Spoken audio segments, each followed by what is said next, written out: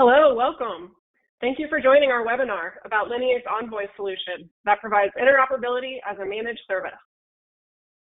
Healthcare data access is not simple. To get the data you need and in the format you need it requires a project of its own.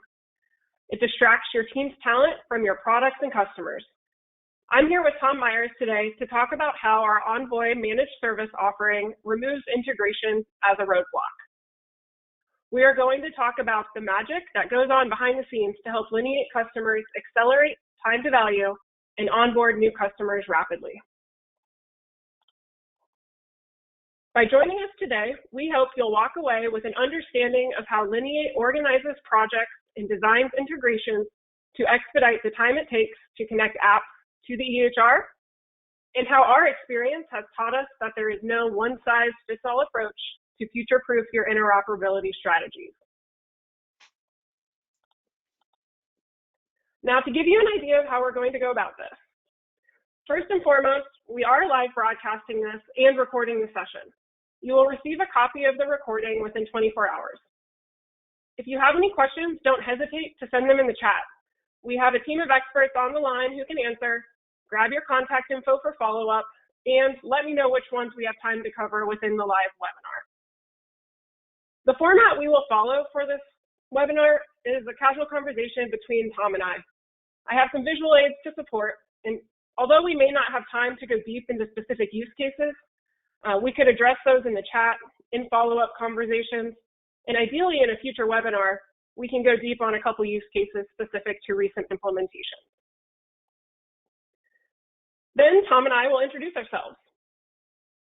After that, we'll get into why we are here, introducing Envoy, talking through the understanding our teams need to gain of your workflows to design the optimal interop strategy.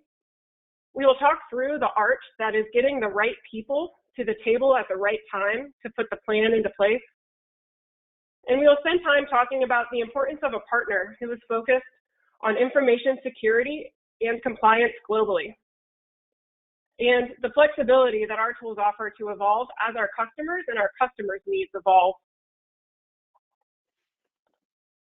So let me start by introducing myself.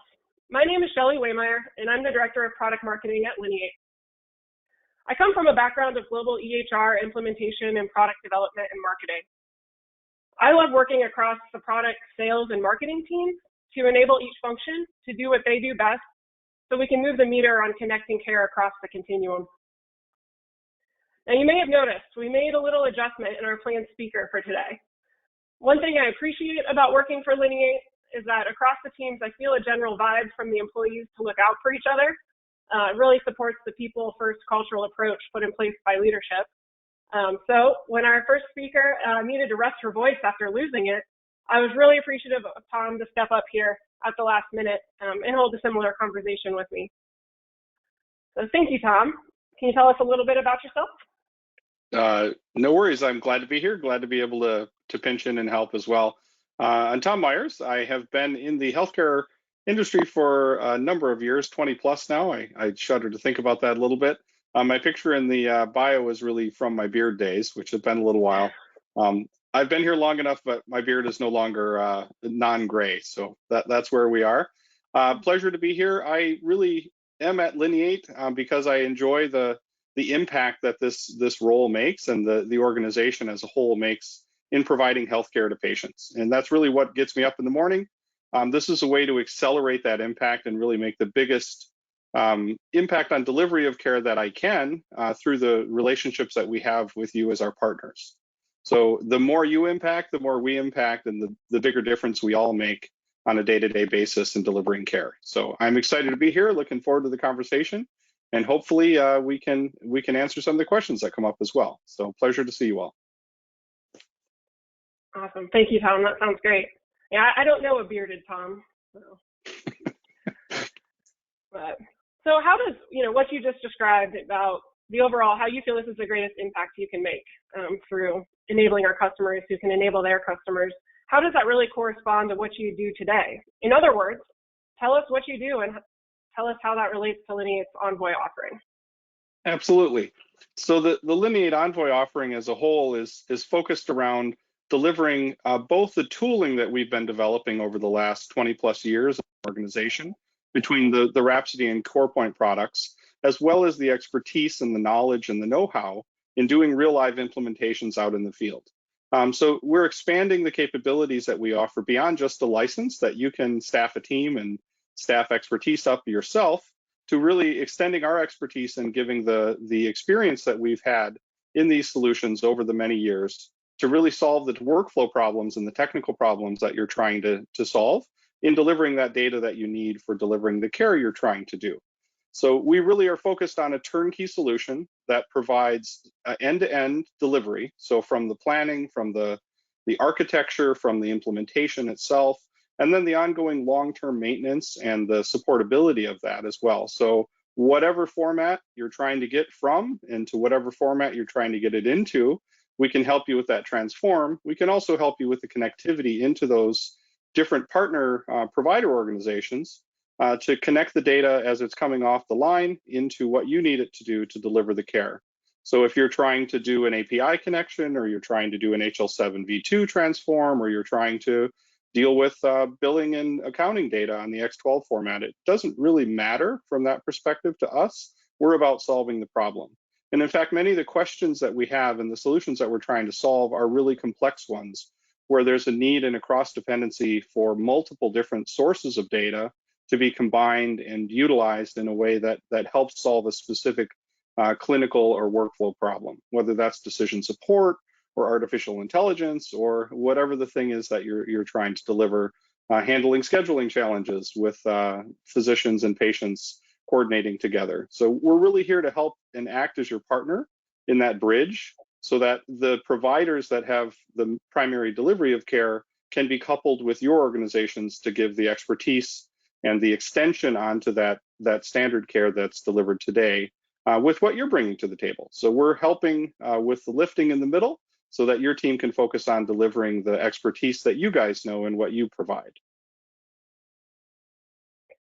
I love that description, and I feel like you just kind of personified how Lineate acts as a partner rather than as, you know, a contract to be upheld throughout that enablement. And I see that come through from the product marketing perspective.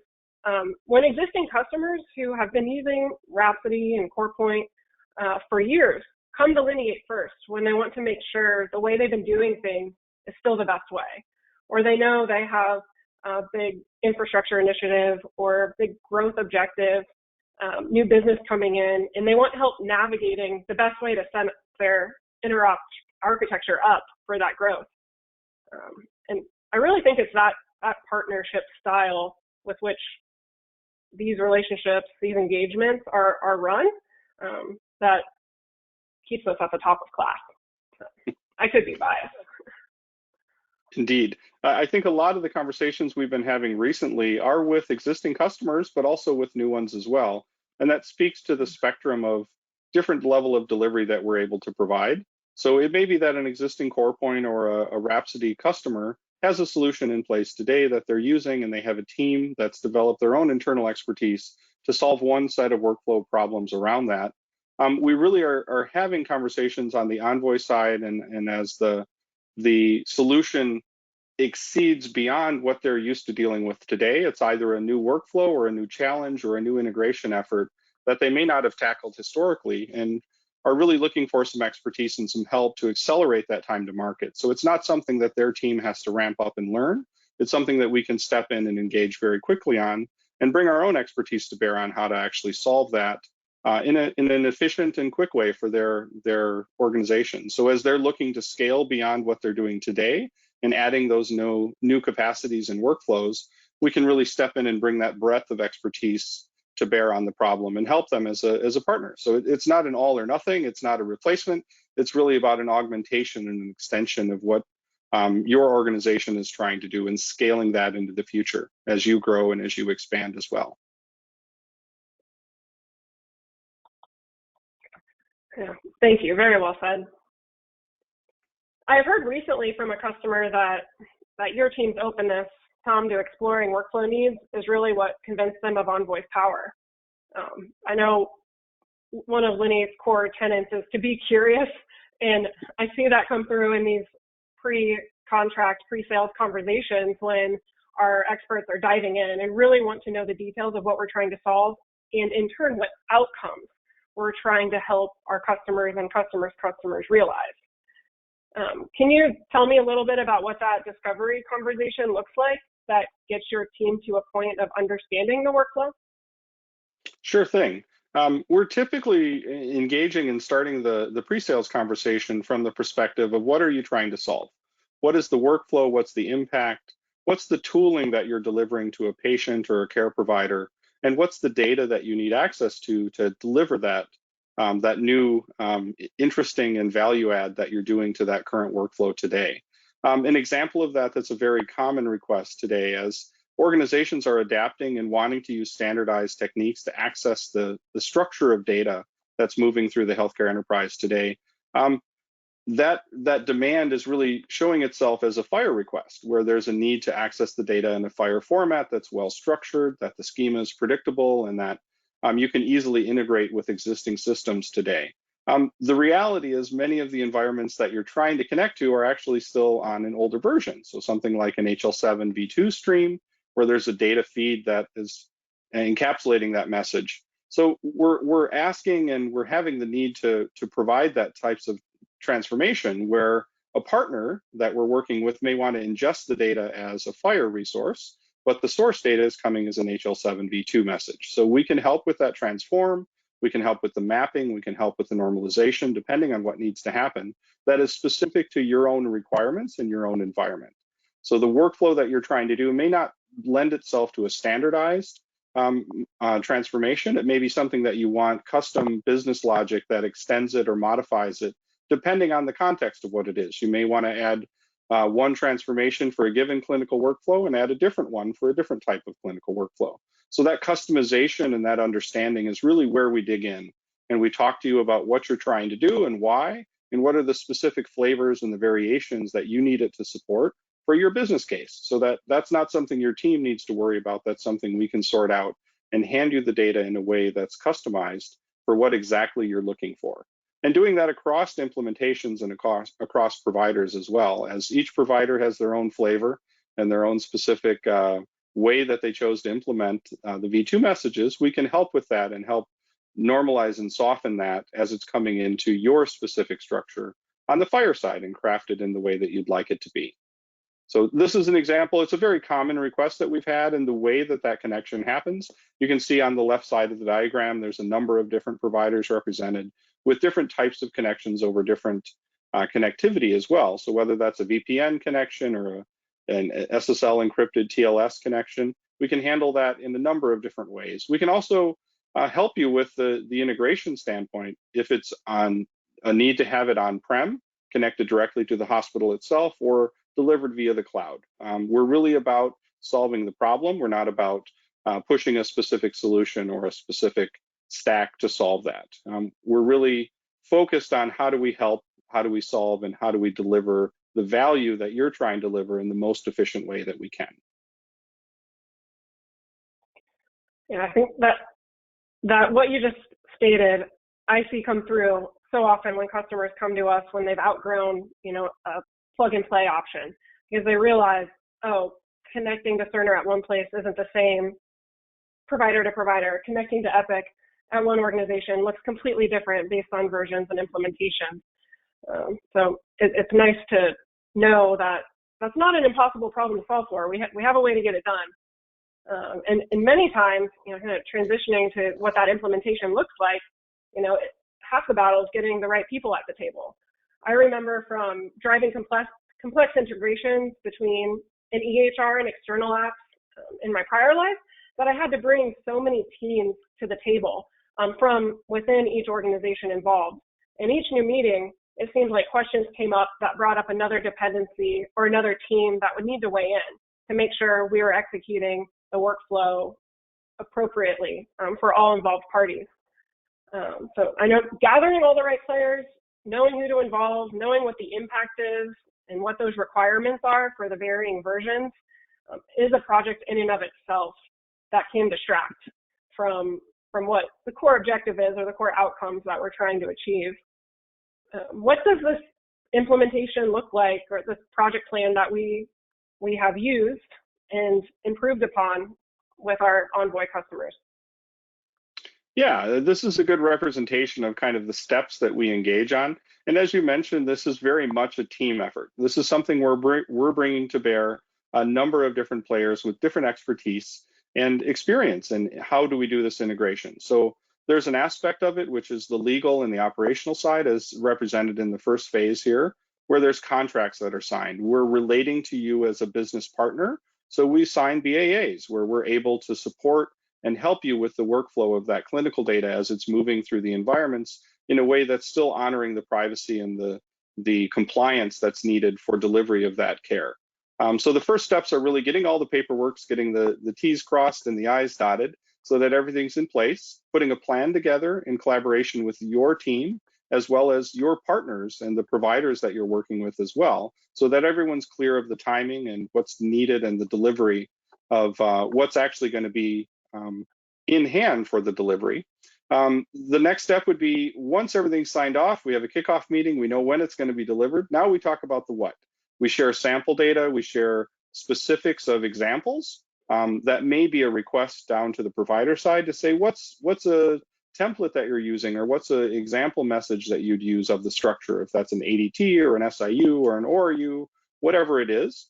What's that message that you're going to be handing on the front end of the process, and what can we deliver for the output of that as well? So if there's a transformation in the HL7 case where there's a fire object that's produced, what's that going to look like? So your engine and your team can handle that and be prepared to do that. So if there's an API that we're calling to forward that data in, we'd handle that as well. And then the connectivity part follows quickly thereafter. So we know what we're going to transform and how and where it's coming from. Now we do the connection information around how do we connect into that. Is there a VPN? Is there exchange of certificates for TLS that need to be done? What's the actual process for the connectivity? So we have the forms and the process that we engage with your team and the actual provider organization to answer those technical questions. What are the IP addresses? What are the ranges? What are the encryption formats that we're going to use for that? We would spin up instances in that scenario following that activity. So the VPN's up. We would provide a dedicated cloud environment for that engine to do its functions on. That is available and connected back. We'd confirm connectivity on both sides, and then we'd start building out the interfaces. So expanding out those specific workflows so that it's built into the integration engine and the transforms and the connections are happening in a way that allows you to set that workflow up and get the workflow moving from end to end. This process is repeated not as a single time, but it's repeated for each of the individual providers that you're wanting to.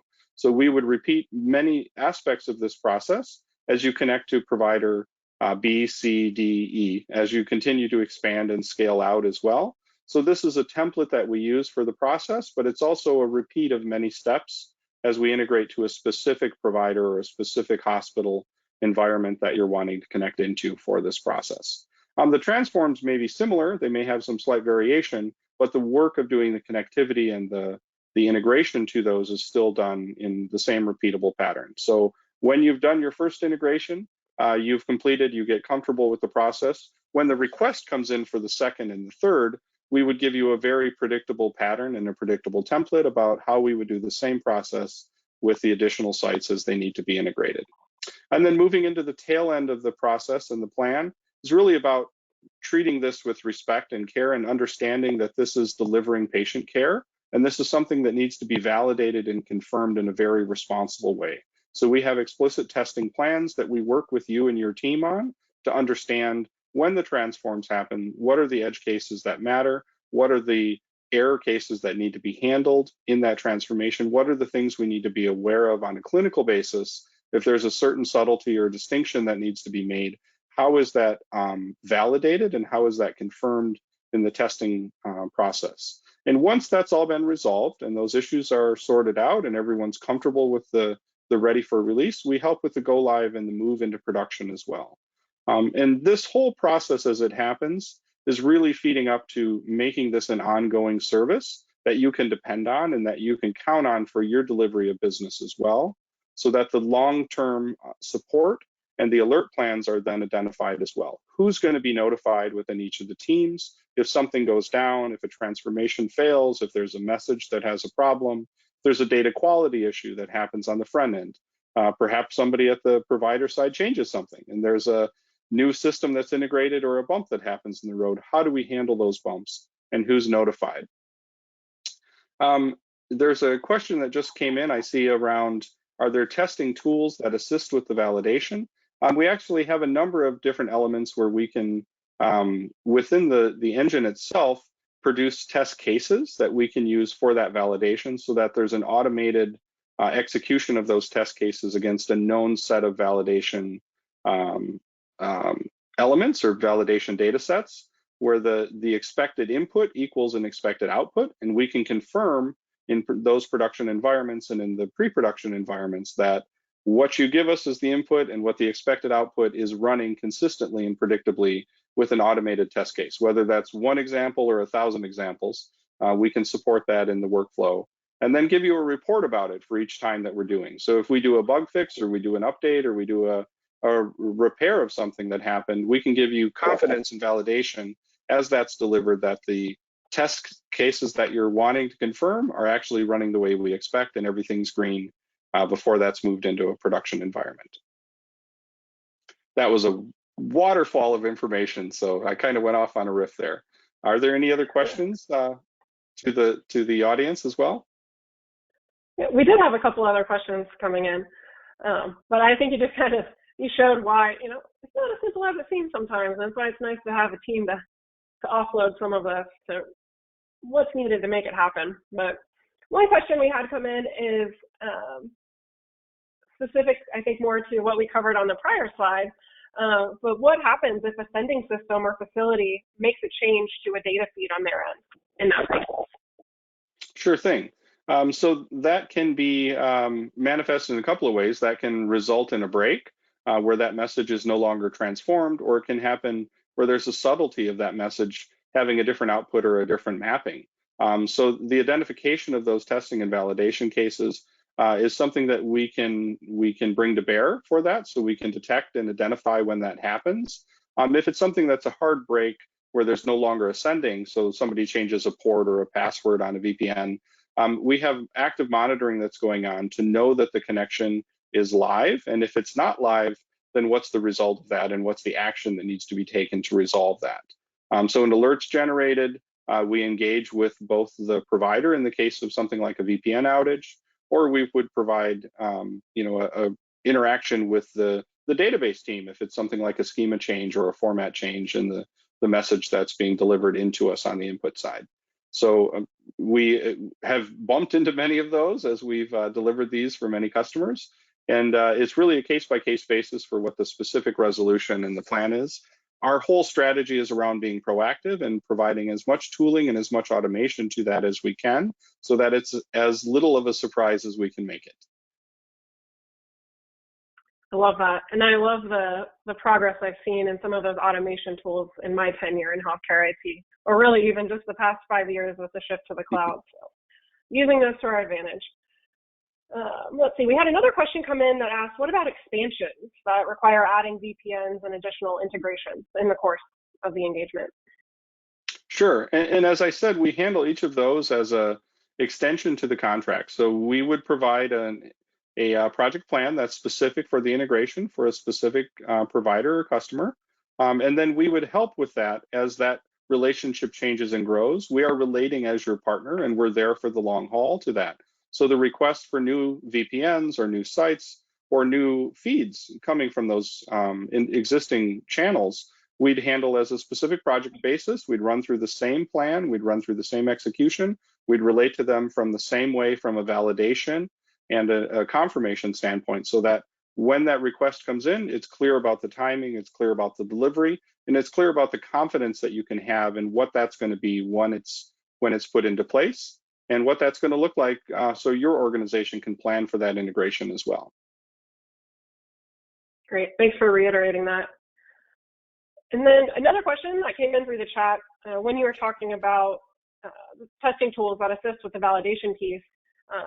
How do we work with vendors who are new and have limited samples? Example that was offered was an ELR. That's a wonderful question. We've proactively been involved in a number of what we're calling proof of concepts. So before we have a contract signed, before we have an engagement, before you're moving live clinical data through the environment, we can partner with you and develop a synthetic data set that can be used to simulate the environment and simulate the workflow that you're looking to accomplish. Whether that's simulated HL7 feeds, whether that's de-identified DICOM data, depending on what you're trying to do, whether that's a mock implementation that would show a simulation of the environment that we'd be connecting to, we can work with you and work with the team to really understand what that is, so that the connectivity parts and the learning that happens is happening not on a production environment and not with a customer's data on the line for it. So we try to front load that and make it as educational and really a de-risking activity, so that your team is clear about what's going to be delivered in the final environment, and we're clear about what you're expecting and what the transformations are going to look like and how that's going to occur. So we try to make it as painless as possible. We try to time box those as well, so that those project plans are something that we can do in a reasonable amount of time, typically 1 to 2 weeks. And we can do that in a way with our actual team members that will be doing the implementation down the road, but we're doing it in a safe way that doesn't involve actual exposure to patient data or a dependency on the provider to be involved necessarily at all. So we help with both sides. That tends to help with the education, so that you're clear what it's gonna look like and how, and that we can help with that as well. Great. All right. Well, we touched on it a bit as we talked about the process of setting up secure connectivity, whether that be via SSL, TLS, or VPN. But a theme I do see shine through Lineate's Envoy engagements is the best practice standards that are implemented not only in our technology and the tools that we use, but in our operations. So I love that in addition to the flexibility we can provide as far as what professional services we engage in at what level, what standards we can manage and transform, we also have options for enabling security to ensure it fits each customer's needs based on geographic location, risk tolerance, government contracts, whatever it may be, as we see much needed attention in the industry put on data privacy and protection. So what, I guess, Tom, can you talk us through what security standards and certifications that we can offer with Envoy? Of course, a number of these are listed on the specifics, and we relate to security really as a table stakes and a cost of doing business, where we're honoring and we're respecting the idea that this is live patient data. This is impacting people's lives, and this data is really important and critical to be handled in a responsible way. So we're, of course, honoring those standards, and we're handling how those are handled in a mature and responsible way, but we relate to it beyond just that. This is not just ticking a box, where this is a security checkbox that's there. We're relating to it organizationally. We're relating to it for our team, for our who has access to which data, to the individuals who are actually supporting you and supporting the flow of that data, doing that in a responsible way and only accessing the data that they need to solve the problem that they're intervening and doing. Whether that's development or ongoing support, we relate to security holistically, and we relate to it as an organizational main pillar of how we deliver the care and deliver the impact that we're trying to deliver. So yes, we support those individually. We can do that same delivery and the same security profile, whether that needs to be delivered on-prem, and we can do that through a remote managed environment that's deployed in the 4 walls of the facility. So if there's a specific provider that has a very specific need for the data to remain on-prem, whether that's a country-specific compliance issue or that's a organizational preference where a hospital really doesn't want the data leaving in a way that they don't have direct control over, we can support and honor that as well. So the transforms and the movement of data can happen and meet the customer of yours where they are and what compliance and what security profile that they wish to honor. So we're happy to work with you and talk through specific use cases of that. We've seen many things. We've seen many variations of that. We've seen those in the US, we've seen those overseas. It's a common conversation, and it's something that we engage with proactively as we engage. So when I talked about, we have the initial discussion about what the workflow is, that's one of the first things we get into. Where is the data residing? Where does it need to reside? And where does it need to be transformed or moved into? So yeah, lots of different ways to do it. It's a fundamental tenet of what we do, and we'd be happy to dig into a specific question around needs that you have or a specific workflow or challenge that you're doing on the security side. Thank you, Tom. Very well said. So security is very important to our customers. Therefore, it is an area that Lineate heavily invests in. And you'll see that in any interaction with us. So we alluded to it when talking about security. So speaking of local geographic regulations, I think we should totally brag on the fact that everything we've been talking about can be stood up internationally. Tom, can you talk us through a little bit about how our engagements vary internationally? And I have to apologize, I recognize this is going to become a bit redundant for you because really the bread and butter of how we engage is the same globally. But is there anything you can share with those in attendance today about what we do to tailor towards our international customer base? Absolutely. We relate to it from the deployment and the location of the data is really about meeting the customer where they are and meeting their environment and reading their compliance, whether that's on the ground in Germany or whether that's Canada or the US or Asia Pacific market, whatever that would be. We relate to it on a case-by-case basis to honor and to support them in the way that's needed for the specifics of the project. That can be a separation of responsibilities for where the support team is. There's different compliance and security regulations that can impact who can access the actual patient data that may be different than what the actual development of that interface looks like. So it's possible to segregate and to distinguish the team between who's doing the ongoing long-term support and the intervention and the exposure to individual patient data from the team that's doing the development and the actual implementation of the rollout. So things like validation and supporting those in country to support the needs and to support ongoing requirements with it. We can both partner with on-the-ground countries as needed, as well as we have our own presence within the EU market and within the Australia and New Zealand markets as well. So a number of things can be brought to bear. We'd be happy to work with you and talk through what the specific requirements. Just to be fair, this is not a 100% global footprint, in an instant and a snap of the fingers. We're realistic and we relate to it in a responsible way so that we solve the problem and we work with you to solve the problem. So if there's a gap in coverage for a specific area that we can't support today, we'd love to talk to you about the business opportunity and what we can do to help bring our expertise to bear to maybe come up with a solution and what that looks like in that specific market. Thank you, Tom. And I think that really exemplifies the fact that the Envoy team really works to be a partner in delivering a solution to a problem. So even if we don't have it out of the box, we're ready to put pen to paper and figure out how we get there, get your customers there. Yep. So we've already hit on this a little bit. I'm trying to remember early on you hit on an example that showed how we can be flexible to meet the technical and the business needs of our customers. So I've had a conversation with a customer last week who had originally partnered with Envoy, they thought as a short-term solution, and they thought they would bring the integrations back in-house. This was prior to COVID, and when COVID hit, they realized they needed the bandwidth of their staff delegated elsewhere and decided to keep partnering with us. So that's an option. What other options have you seen of customers taking advantage of the flexibility that they can get with the Envoy engagement? Sure thing. We've had a range, as I said. We come to this space and we come to the market from the perspective of providing tools that are best in class, and they're really capabilities that are able to be brought to bear to solve the technical parts of the connections and the transforms that are needed.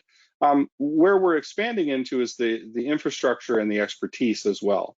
So we have a range of product offerings ranging from an on-prem license all the way up to hosted infrastructure so that we can host that core point or that Rhapsody engine that your team would like to manage, but offload the need for you to worry about the infrastructure that it's deployed on and do that through the cloud or do that through an on-prem solution, depending on what you're trying to tackle. in a way that helps you with the management and offloads the burden of that infrastructure support that you would have. And then moving all the way up to the solution we've been talking around with Envoy, where we're giving the actual implementation and integration expertise, where we're helping solve the problem in the individual implementations at individual customers that you're connecting to. So the conversation is often, well, we have a team that can support part of this, but we'd like to train them up and bring these integrations back in-house so that we can provide that in a number of ways. We can provide an infrastructure solution combined with professional services. So we can help you build it, we can help you stand it up, and then we can train your team in how to support that ongoingly if that's something that your team would like to focus on. We can also do an Envoy solution where you have a short-term need to expand capabilities and support a scale or a growth of your offering, where there's something beyond the capabilities of the current team, but you know in your project plans and in your business planning, you're going to be staffing and growing that team 6 months or 12 months or 24 months down the road, where you'd like to bring that in-house. We can also do that in a transient basis. We really are not too concerned about it. We're focused on solving the problems and working with you as a partner. Whether that means we're getting the call at 2 o'clock in the morning if something goes bump in the night, or if your team is getting the call, either of those can be helped.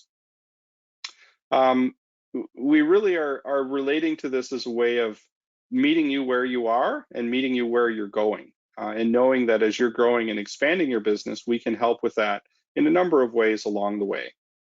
I think we had an audio issue with Shelley, so she's transitioning back in. Are there any other questions from the audience as well that we'd like to address?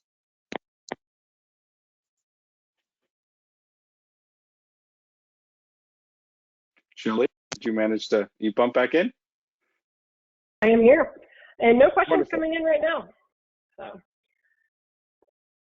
yeah, building on what you said, I hear speed to market is key repeatedly when we're engaging with prospective customers, and I hear that in so many different forms. Like I've heard, it helps realize that time to value quicker for their customers and get them connected faster, or maybe that time right now, that time to value is adequate, but what they need to do is push products to market faster. So by reallocating how they're managing the integrations, they can put more of their team on enhancing their products or adding new products to market for their customer base. That's a great point, and a very common question that we have as we're doing these engagements is how quickly can we really assist with this, and how quickly can we deliver and partner with the team on it? And that's something that we can really work with you on, and it depends somewhat on the specific integration that we're doing and the scope and scale. But it's really a conversation, and it's something that we are always doing the best efforts to deliver that as quickly as possible and doing it in the most efficient way to solve the problem responsibly and really get your data flowing in the way that you need to deliver the care that you're trying to do. Yeah. Great. Well, I will encourage one more time, if there's any other questions, please send them through. While I summarize what we covered today. So we reviewed an introduction to what Envoy is and how our team engages to understand your workflow and design an interoperability strategy that's future-proofed. We talked through how we get that strategy implemented through coordinating across the necessary teams it takes to implement those integrations. We talked a bit about what we can offer as a partner when it comes to security and compliance and international opportunities. And then we really emphasize there the flexibility we have to evolve with you and with your customers' needs. So, reminder that a recording will be sent in the next 24 hours with a link to the webinar. And if you want to learn more, reach out. Existing customers, you can reach out to your account executive, or anyone, reach out to us on the website. And if you'll be at Vive and HIMSS, come track us down. We're going to have socks and good pens. So we'll be at Vive booth 525 and HIMSS booth 3559. Look forward to seeing you all there. Thank you very much for the time and the attention today. Thanks, Tom. And we hope to see you at our next webinar in March, where we plan to debrief what we learned at Vive and HIMSS.